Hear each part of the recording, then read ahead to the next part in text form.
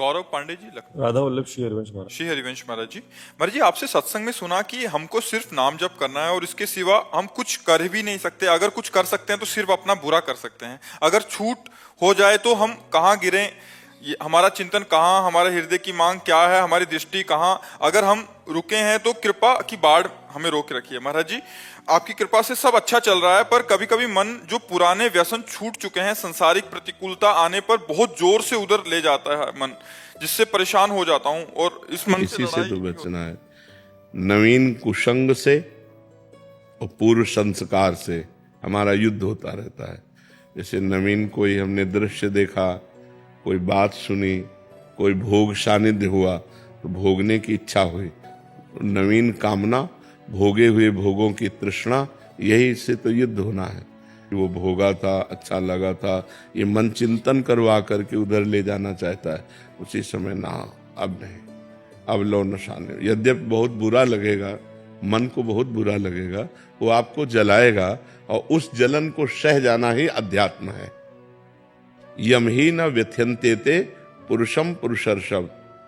जो मन के द्वारा दी हुई व्यथा से परास्त नहीं होता, व्यथित नहीं होता का मतलब परास्त नहीं होता।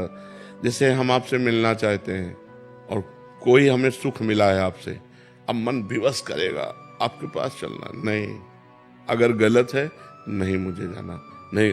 अब वो जलाएगा, ना भजन में लगेगा, ना कहीं नहीं लगेगा, बस वो बार बार वही प्रश्न करेगा, वहीं चलो वहीं चलो। वो बार बार वही भोग मांगेगा, हमको बार बार कर, नहीं तो चाहे मार डाल, मैं नहीं जाऊं, कुछ भी कर, राधा राधा राधा। वो थोड़ी देर जलन देगा, शांत हो जाएगा। फिर दोबारा जब उठेगा तो पहली बार 15 मिनट जलन दी थी, अब की बार 10 मिनट जलन देगा, फिर 5 मिनट, फिर 2 मिनट, फिर सदा सदा के लिए राधे राधे हो जाएगा। पर इतनी क्षमता रखनी पड़ेगी कि उसके इस वार को सहना पड़ेगा। उसका स्वभाव है प्रमथन, मन को मथ डालना, एकदम व्याकुल, यार सब बाद में देखेंगे, पहले ये खा लेते हैं, पहले ये भोग लेते हैं, पहले ये पी लेते हैं, पहले ये देख लेते हैं। उसका ऐसा स्वभाव है। मन के स्वभाव को सह जाना यही साधुता है। सहत सहत बाढ़ भगति गृह तन गुरु हितगार। जब ना सहन हो तो रो पड़ो, भगवान को साक्षी करके, हे नाथ आप देख लो हमारी दुर्दशा होने के लिए ये क्या मन कर रहा, प्रभु आप संभालो, मुझे सामर्थ्य दो प्रभु। उस समय प्रभु को पुकारे, उस समय नाम कीर्तन करने लगे, उस समय सत्संग सुनने लगे, उस समय किसी साधक से बातचीत करने लगे। एकांत में तो फिर टिक पाना बड़ा मुश्किल है। जब हमारा मन किसी विषय पर अरज गया हो और हम एकांत में तुम्हारा बार बार तुम्हें परास्त करेगा, उस समय हमको खोजना है कि किस विषय से शांत होगा। कोई शास्त्र स्वाध्याय, कोई सत्संग सुनना, किसी साधक के पास बैठ जाना। कुछ नहीं है तो जोर जोर से भगवान को पुकारना, राधा राधा किशोरी जू, हे लाल जू, हे प्रभु मुझे बचाओ मेरा मन ऐसे। क्योंकि इसको सहना बहुत कठिन है। बातें बना लेना, उपदेश दे लेना, उपदेश सुन लेना सब सरल है, लेकिन जब ये हठीला मन किसी विषय पर हट कर लेता है कि मुझे ये चाहिए, मुझे ये भोगना है, फिर बड़ा मुश्किल हो। फिर तो मतलब घबराहट पैदा कर देगा, भारी जलन पैदा कर देगा, व्यथा पैदा कर देगा, कहीं लगेगा नहीं तो आपको भी बुद्धि सलाह देगी, अरे कर लो, आज के बाद कभी नहीं करेंगे, पर आज कर देंगे, शांत तो हो जाएगा मन, बस मर गए, अब फंसा लिया।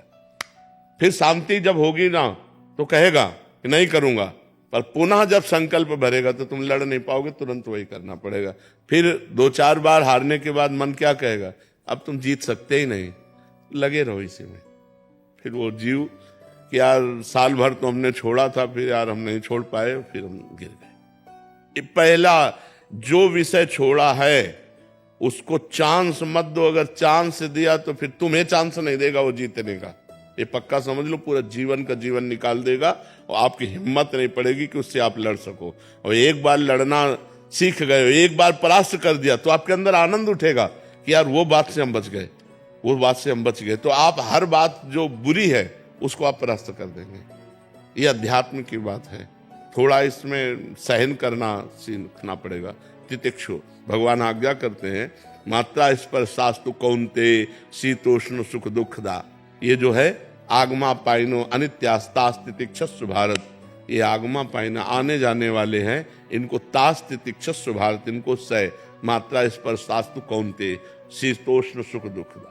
ये जो गर्मी सर्दी अनुकूलता प्रतिकूलता लाभ हानि, ये नाना प्रकार की ये आने जाने वाली हैं। काम क्रोध लोभ, ये वृत्तियां आने जाने वाली, टिकने वाली नहीं। इसलिए हे अर्जुन, तुम इनको सहन करो, ये भोगने से नहीं शांत होंगी। और हमारी इंद्रियां चंचल हैं और मन इंद्रियों के अधीन है और बुद्धि मन के अधीन है, तो वो भी सलाह देती भोग लो। और अगर बुद्धि भगवान में लगी हुई है तो वो कहेगी नहीं, गलत है, हम नहीं करने देंगे। तो अगर बुद्धि ना कर दे तो मन कुछ नहीं कर सकता फिर। लेकिन मन इतना बलवान है कि वो बुद्धि को अपने अधीन करा के दस्तखत करवा लेता है और इंद्रियों के साथ भी मनमानी विचरण करता है।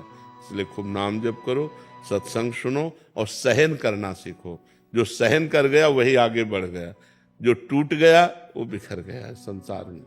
अभी 6-7 दिन पहले ऐसे ही हुआ था कि मतलब जो व्यसन छूट चुके हैं पूरी तरीके से, तो कुछ ऐसी चीज़ें हुई, किसी से बातचीत कहा सुनी हो गई, तो मन बार बार उसी चीज़ों में ले जा रहा था पूरा। तो मतलब जैसे आप कहते हैं कि विचार आएगा फिर संस्कार बनाएगा फिर संकल्प होता है, तो वो हो ही गया था। फिर मुझे लगा अब मैं भ्रष्ट हो जाऊंगा तो भगवान से ये प्रभु अब नहीं हो पा रहा है हमसे, हम भ्रष्ट हो जाएंगे। उसी समय कुछ ऐसा प्रभु ने कृपा की कि हुआ तो क्रिया नहीं हो पाई किसी तरीके से, तो बच गए। अब जैसे महाराज जी मन में आता है कि अब जैसे दीक्षा आप कृपा हो रही है, आपकी कृपा से ही सब हो रहा है, वरना हम तो किसी लायक नहीं थे, हम तो कहाँ पड़े थे वो तो हमको ही पता है। आपकी कृपा प्रभु कृपा हुई तो अब जो उपासना मिली है वो आपकी कृपा से कर पाते हैं, कर हो रही है। फिर मन में ये अब डर लगने लगा है कि जैसे दीक्षा ले ली उसके बाद आगे चल के फिर ऐसा हुआ कहीं कुछ क्रिया। यही डर वो तुमको गिराएगा, यही डर गिराएगा। तुम्हें डरना नहीं, ये मैं मर जाऊं लेकिन पीऊंगा नहीं, मर जाऊं कहाऊंगा नहीं, मर जाऊं भोगूंगा नहीं। तू कर, तू कितना भी बार बार कर, मैं नहीं कभी करूंगा। कभी हट करके देखो तुम इतना डरपोक क्यों हो गए, इतना डर क्यों, डरोगे मार डालेगा। बिल्कुल बात पक्की समझो, दुश्मन से डरना नहीं है। अगर डर गए तो फिर तो मार डालेगा, फिर तो मार डालेगा। फिर आपको देखो ना, दीक्षा के लिए घबराहट पैदा कर दिला, वो आपको सतमार्ग से रोकेगा। आपको कहना है मर चाहे जाऊं, अंदर ही तो है वो, अंदर ही सुन रहा है। आप संकल्प करो कि मैं मर चाहे जाऊं, कभी पीऊंगा नहीं, मरना बर्दाश्त करूंगा, पीना नहीं, गलत आचरण नहीं करूंगा, बिल्कुल नहीं करूंगा। वो अंदर एक सॉफ्ट जगह रखता है, हाँ कभी तो हो सकता है, उसी जगह में प्रहार करो। नहीं, कदापि नहीं, कदापि नहीं, नहीं, बस हट करो। नहीं, वो आपसे बिरजेगा, कमजोर करेगा। बस यही तो युद्ध चलता है। और सही पूछो तो आप पर केवल प्रभाव दूर से दिखाता है, अपने में मिलाने के लिए कुछ नहीं कर सकता। वो आपकी स्वीकृति के बिना कुछ नहीं कर सकता। वो आपको डरा के धमका के सुख का प्रलोभन दे करके, निश्चिंतता का प्रलोभन, आराम का प्रलोभन देकर वो फंसा देता है। आप दस्तखत कर दे, चलो यार बस मर गए, नहीं बच गए। अब ये नाम जप करो, इसी यही कला आ जाएगी, अध्यात्म की कला आ जाएगी। आप चिंता न करो, फिर भगवान सबके रक्षक है।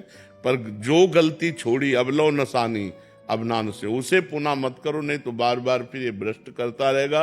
और एक बार आपके मन में आ जाएगा कि मैं नहीं चल पाऊंगा अध्यात्म में, मैं नहीं चल पाऊंगा, मैं योग्य नहीं हूं। अब जो होगा सो होगा। तो हम बस ऐसे मार देता है। भगवान के आश्रित रहो। श्री हरिवंश महाराज जी, आप कह रहे हैं कि जो आपके द्वारा दी गई नियमावली और पिछले 8 महीने से राधा नाम और शरणागति के लिए अभ्यास कर रहे हैं कि कैसे उसके योग्य बने। महाराज जी ये कह रहे हैं कि पर मुझे इस बात का डर सता रहा है कि आज भी मेरे अंदर दृष्टि दोष और मानसिक विकार जैसे अवगुण है। अगर दीक्षा के बाद भी मुझे जाने अनजाने में कोई पाप कर्म बन गए, नहीं, बस वाणी से बस न किसी की निंदा कीजिए।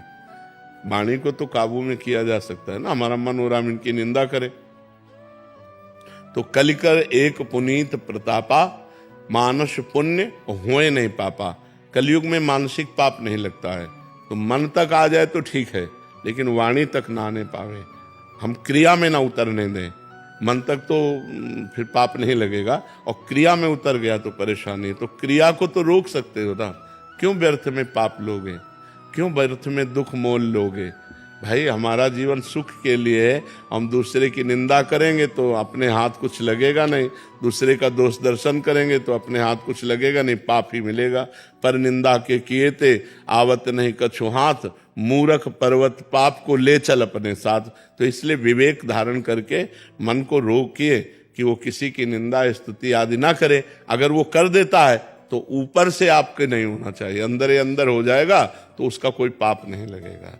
बहुत सावधान रहिए, परमार्थ का मतलब है सावधानी रखना। और ज्यादा किसी से संबंध मत रखिए, तो ये फिर बात ही नहीं आती। उठना बैठना व्यवहार बातचीत ज्यादा मत रखिए, अपने काम से काम रखिए और नाम जप कीजिए। तो ऐसा अवसर ही ना आने दो कि 4 लोग बैठकर किसी की निंदा स्तुति करें सुने। अपने आध्यात्मिक जो होता है वो अलग जीवन उसका होता है, जो काम करना है वो काम कर दिया, जो व्यवहार में जाना है वो व्यवहार में चला गया, लेकिन बहुत सावधान होते हुए। किसी की निंदा स्तुति से मतलब नहीं।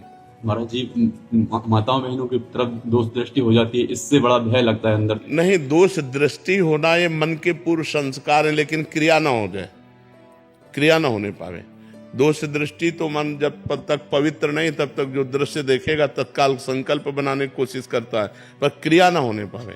हम किसी माता बहन की तरफ दोष दृष्टि मान लो हमारे अंदर हो गई तो राधा राधा वो खत्म हो गया, लेकिन अगर क्रिया हो गई तो फिर जेल भी जाना पड़ेगा। क्रिया हो गई तो आप समाज में निंदा के भी पात्र बनेंगे और नरक भी जाना पड़ेगा। क्रिया ना होने पावे, आंतरिक मन में विकार को हम नहीं रोक सकते हैं जब तक भजन का बल नहीं जागृत होगा, और जब भजन का बल जागृत होगा तो उसको भी रोक लेंगे। वो संकल्प मतलब इतना समय ही मत दो, तभी कहते हैं राधा राधा राधा राधा। इतना समय ही मत दो कि कुछ प्रपंच कर पाए, उसके ऊपर इतना बोझा लादे रहो नाम का, कथा का, कीर्तन का, कि उसको अवसर ही ना मिले संसार की तरफ जाने का। अगर अवसर भी मिले तो क्रिया ना करे, क्रिया ना होने पाए, बस इसको रोक ले।